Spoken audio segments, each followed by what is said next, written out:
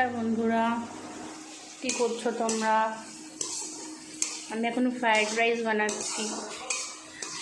বিনসটা একটু বেশি মোটা মোটা কাটা হয়ে গেছে, বাট এটা হয়ে যাবে, একটু পরে এটা সিদ্ধ হয়েই যাবে।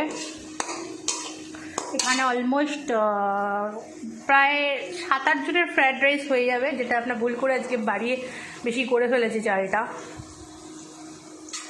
বাকি এদিকে বিনস আছে, আর এটা হচ্ছে মাংস যেটা বর রান্না করেছে। এখন ফ্রায়েড রাইসটা আমার দায়িত্ব, ফ্রায়েড রাইসটা করাটা।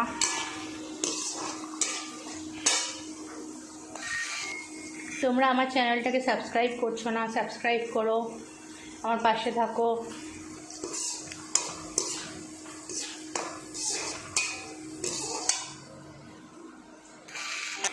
বিনসটা অলমোস্ট ভাজা হয়ে এসছে, এটা এখন আমি গাজরটা অ্যাড করে দেবো।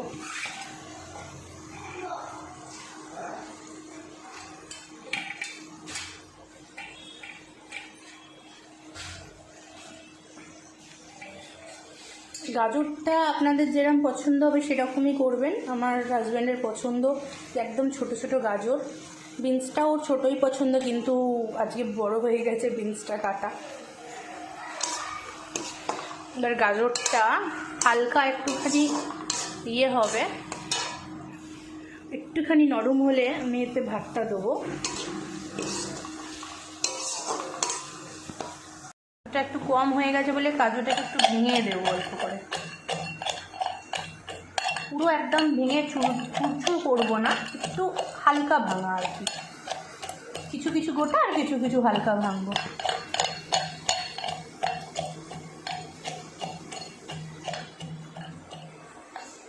ভেঙে নিলাম গাজরটাকে।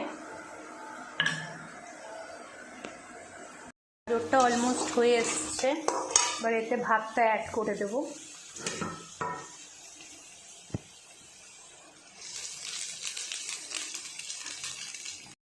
এবারে এটাকে অ্যাড করে দিয়েছি রাইসটাকে। এবারে ভালো করে রাইসটাকে করে দেবো, নেড়ে দেবো, মিশাবো এটাকে। অনেকে কালো মরিচ দেয়, অনেকে জিরা সামরিচ সব কিছু দেয়, বাট আমাদের প্লেনই পছন্দ, তো আমরা প্লেনটাই একটু বানাই। ডিম দেওয়া হয় এটাতে, ডিম, চিকেন সব কিছু দিতে পারেন, বাট আমরা আজকে ভেজটাই বানাচ্ছি।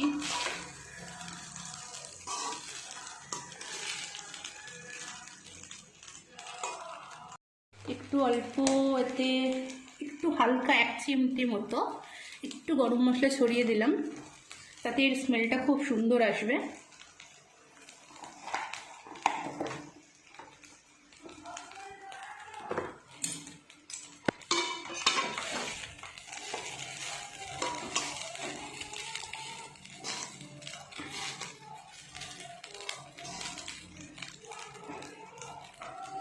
আমাদের আসলে অত ঝালটা অতটা পছন্দ না, অনেকে ঝালটা খান, তো কাঁচা লঙ্কা দিতে পারেন। আমি অতটা দিইনি, কারণ বাচ্চারাও তো খাবে আমার কাছে, তো সেই জন্য আজকে ঝালটা বানাচ্ছি না। একটুখানি ঘি আমি ওপর থেকে ছড়িয়ে দিলাম, যাতে শুধু অল্প একটু স্মেলটা আসে।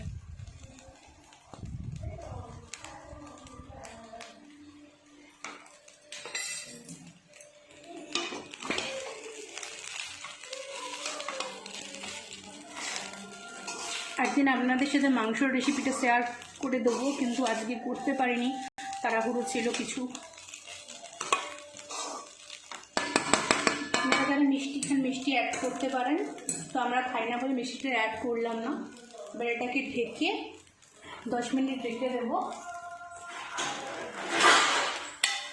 এটা একটু সুন্দরভাবে।